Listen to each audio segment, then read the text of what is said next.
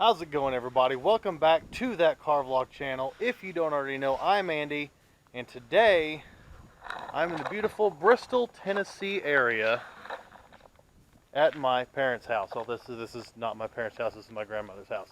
But I'm up here at my folks. Wish I was here under happier circumstances, but I won't get too far into that. Anyway, I thought while I was up here and had some time alone, I'd show everybody my dad's vehicles. He bought two pretty good vehicles since I moved out about 10 years ago, and he takes pride in his stuff. He took pride in his stuff. Context clues might tell you why I'm up here. And this was the first thing that he bought after I moved away from home.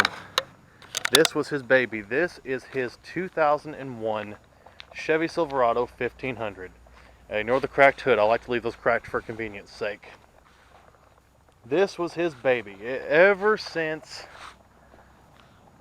me and my brother grew up, he wanted to get himself a pickup truck. He'd driven a minivan forever, because a wife and two kids. He finally got himself another pickup truck, and this has been a good truck to him, I gotta say. So I'm just gonna take you around, show you guys around the pickup truck, just kind of share with y'all the kind of cars my dad liked to drive. So once again, this is his 2001 Chevy Silverado 1500. Under the hood of this beast is the 5.3 liter V8 Vortec engine. This thing produces 245 horsepower and, excuse my phone usage, I'm doing this impromptu, 285 horsepower and 325 pound-feet of torque. And this is a good running engine. Him and my brother have done a lot to this. Made sure that it was good in running order. My brother actually took and put this cold air intake on the truck to try to get a little more power out of it. And it somewhat worked. And honestly, you open the hood, it looks good. Obviously it's dirty, but a clean engine bay wasn't exactly the primary concern. Close this down. Around the truck, it's mostly stock. There's some fog lights down here I don't think they put on. I don't even know if they work. I do like it's got the blacked out Chevy bow tie on the front. That's an actually okay look. Obviously the headlights could use some restoration, but that's what that is. It's got the nice Chevy 5-spoke wheels on it.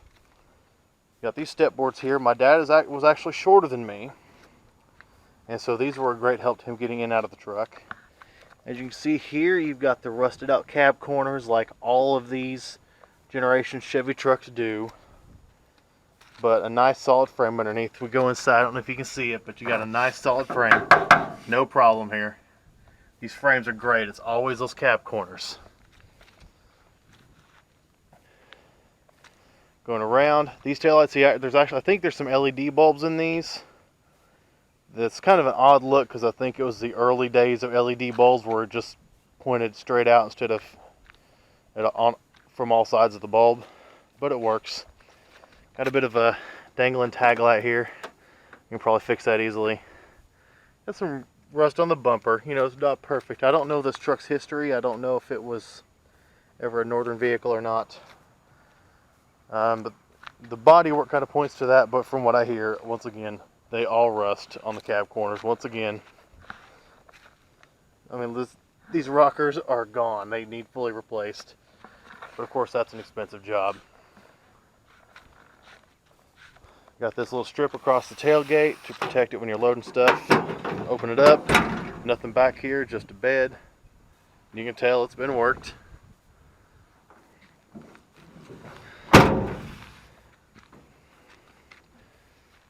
Underneath the truck, we'll go back over here. I got up underneath because I wondered what exhaust he had. It sounds pretty good. Right there you can see, I think it's right there. Yeah, right there you can see the thrush muffler. You got a single in and two out.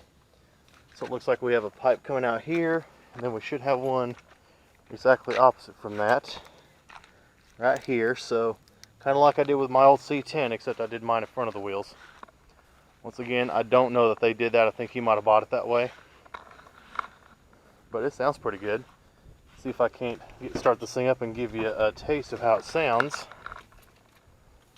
Get the key out.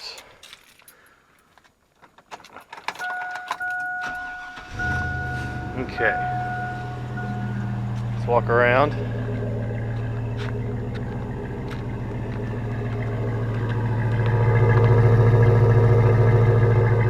So that's at an idle. That's actually pretty nice. Since it comes out this side too, I'm going to see if I can't give you a rev.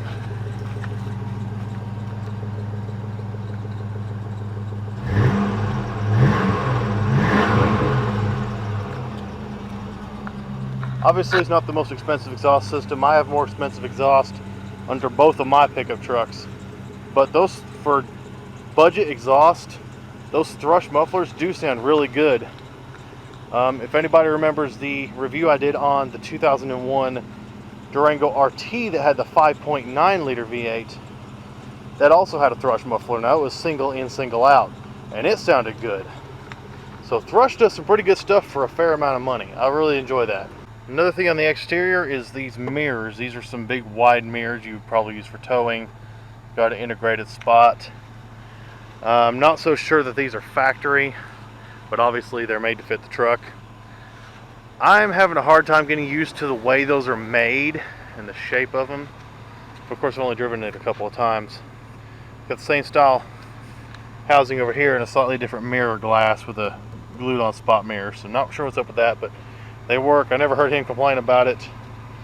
If he did have to tow something, then obviously that would work just fine. Look on the interior. I mean, anybody who's seen the interior of this generation Silverado has seen this before. You get the standard GM truck steering wheels in all the trucks and vans of the generation. I like you've got the push button 4-wheel drive system here. You can just auto 4-wheel. You can select 4 and high-low. You got your gauge cluster here. See if I can't get in a little bit closer to that. There we go. Now we're in closer. You can see this thing has, it's kind of glitchy, has 286,974 miles on it. It's a high mileage truck and it still runs great. Problem with this is, you can see the gauge cluster fading in and out. It's a General Motors gauge cluster. They all have electrical issues. This one's starting to develop them. But, and I don't know if it's ever been replaced, but if this is the original cluster at 286,000 miles, I'd say it did pretty good.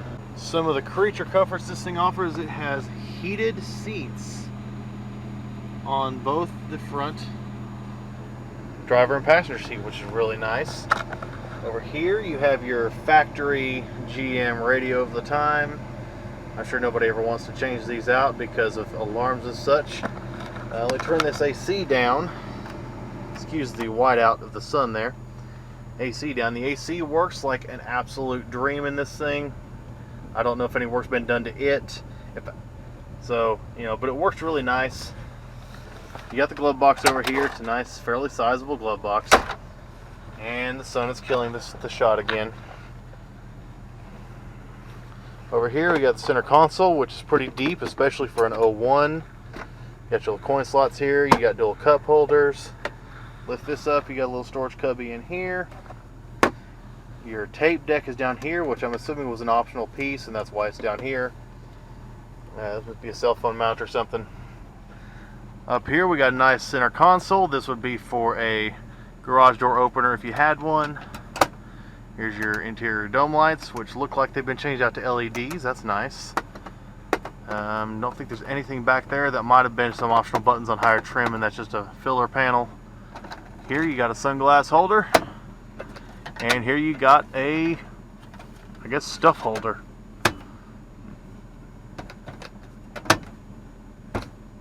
And that's, something is loose here because if I hit it, it turns off. It's not doing it now, but it just did it. Now this is new enough that you've got the OnStar capabilities. Everything up here on the rearview mirror. You've even got a compass and outside temperature on the mirror. That's nice to see.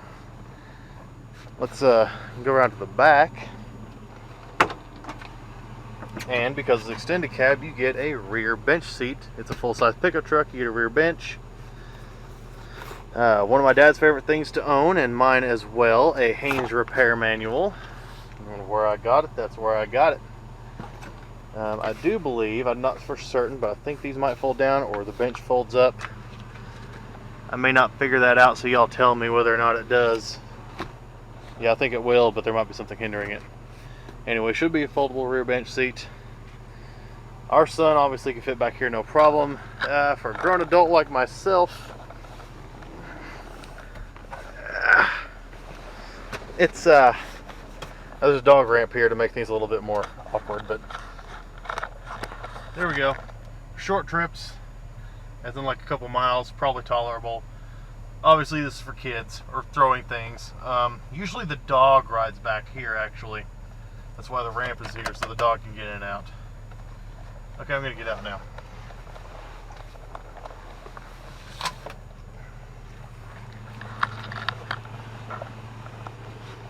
Close that up. Also on the interior, I failed to mention, the cool little thing here, you pull up this panel and you get 3 12-volt power slots in this thing. Clearly, Chevy was thinking when they built this truck that people were going to work it and they needed some power, so that's really cool to see. Close it down, it's concealed. Wonder if it might be an ashtray or something. Nope, that is power, so very, very nice. I like that. And you can probably put a little bit of something here, although it might slide. I probably wouldn't. A little bit of storage right here. Dad keeps a Bible and stuff in here. Alright. I think that's it for the interior. Alright, let's strap in the seat belt, which, by the way, is not attached to the B pillar since it's an extended cab truck. Instead, it's attached to the shoulder of the seat here. It's this thing out on the road.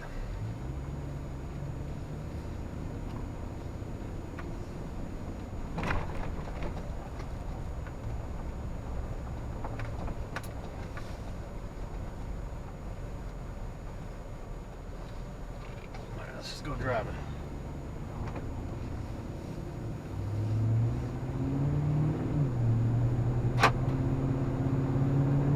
So let's see what it's like to drive here. Actually, it's kind of like driving a full-size pickup truck, if you can imagine. Obviously, not much talk about driving experience. If you've driven a full-size truck, you can drive this. If you've driven a box truck like I do every day, you can drive this. But this is the first opportunity I've gotten to drive my dad's truck. I kind of messed up a little bit instead of only driven it a couple of times. By that I meant I've moved it, but not gotten it on the road. This is actually the first time since he bought it that I've driven it on the street.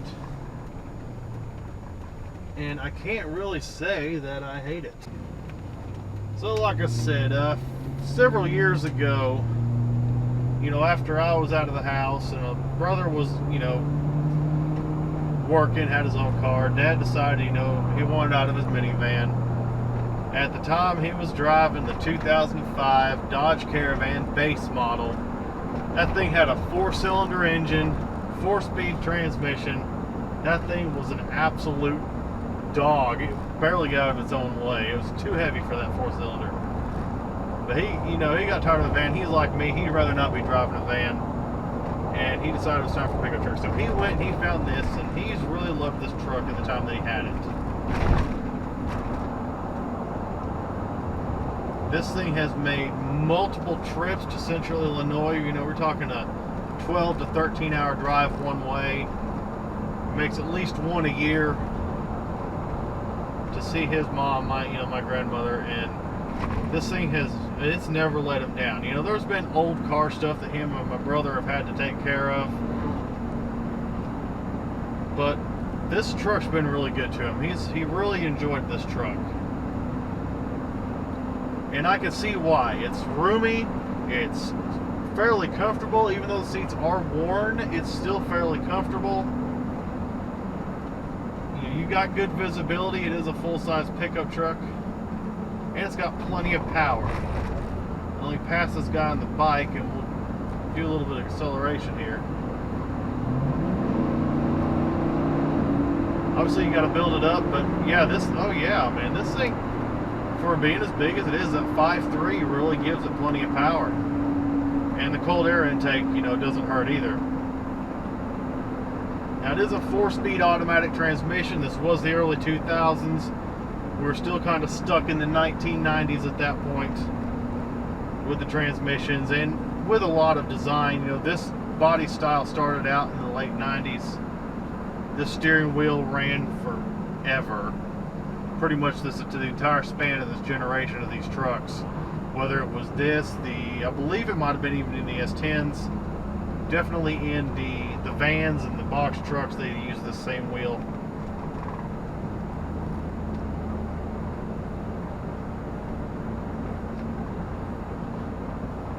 Man, this thing's really good. I'm really pleased by this, and it's four-wheel drive if you did need it. You know, he probably never needed the four-wheel drive in this thing, but he had it if he needed it. I'm really pleased by driving this truck. I like driving this thing. Now, sadly, the reason that I'm in Bristol is because last week my dad actually passed. And, you know, it's obviously not an easy experience for any of us. And this thing was his baby. And my brother likes it too. Now, we don't know what the fate of this truck is going to be. If my mom's going to end up selling it to have the money, or if she's going to keep it on hand. It's fully paid off. It's insured. Honestly, that's just up to her entirely. Would I like to have this truck? Maybe. You know, although I have two, one that runs and one that doesn't. But I think if either one of us is going to get this truck, it should be my brother. He's got a 05 WRX that he's heavily modded, and that's his only vehicle. So if one of us was going to take this truck, I'd definitely rather it be him. He may not. He may leave it parked at Mom's, and then it'll be there for when they need it. And of course, just like me, he's a car lover. He won't let it sit undriven. He will take it out from time to time.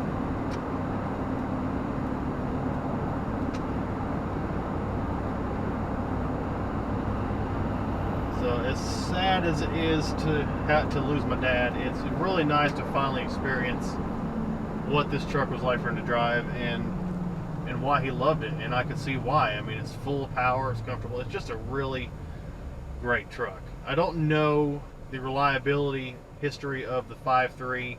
For all I know, it's a great motor.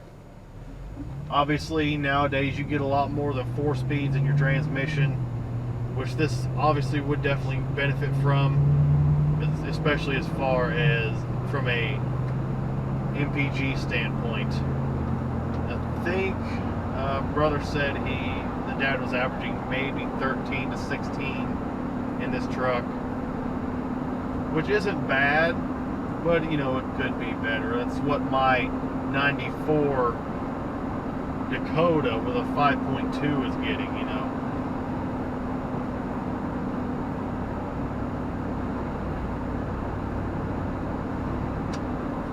But all in all, I think he made a really good choice when he bought this truck. The last truck he had before this was a second generation Dakota. It was the V6 Magnum with the 5-speed trans. It was 2-wheel drive, and he loved that truck to death too. But it came time, you know, to get rid of that thing and get a van for the family. So he'd always wanted a truck since then. I think he made a good choice. This is a nice truck to drive. I wouldn't mind to drive this thing a pretty good distance. Anyway, I think I've rambled on enough about my dad and his truck. Let's get on back to the house and wrap this thing up, shall we? One more pull. No, we can't pull. There's a car in front of us. See you in a minute. There you have it, folks. There's my dad's 01 Chevy Silverado 1500. A simple man's truck for a simple guy. My dad wasn't a very complex guy. He didn't live lavishly and didn't want to. This is all he ever needed right here, and he loved this truck, and I can see why. And you know, glad my mom said go ahead and make a video of it if you want to. It's awesome. It was, you know, great to experience it for once. I've ridden it a few times. It's the first time I've truly driven it. And I can see why he loved this truck. And you can see, I mean, this thing's 286,000 miles. There's currently no check engine light on right now. This shows if you take care of something, it could last a while. I know a lot of more modern stuff is a little less reliable. No, it's not an F-150. No, it's not a Tundra.